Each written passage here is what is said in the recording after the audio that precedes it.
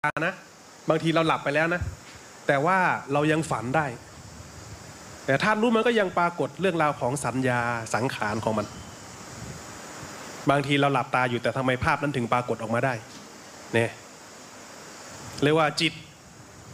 คือผู้รู้ในอาการต่างๆที่เกิดขึ้น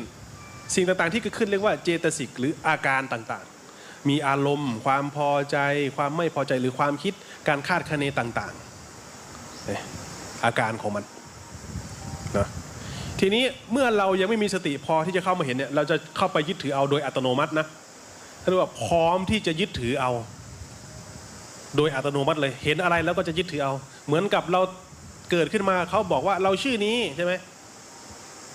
เราก็ยอมรับได้เลยเพราะพร้อมที่จะยึดถือเอาอยู่แล้วเพราะเราไม่รู้ว่ามันมาจากไหนไงเพราะเราไม่รู้เราก็เลยว่าอ๋อนี่คือเราเหรอก็เลยให้ชื่อเราว่าชื่อนี้แล้วก็เลยมีเราขึ้นมา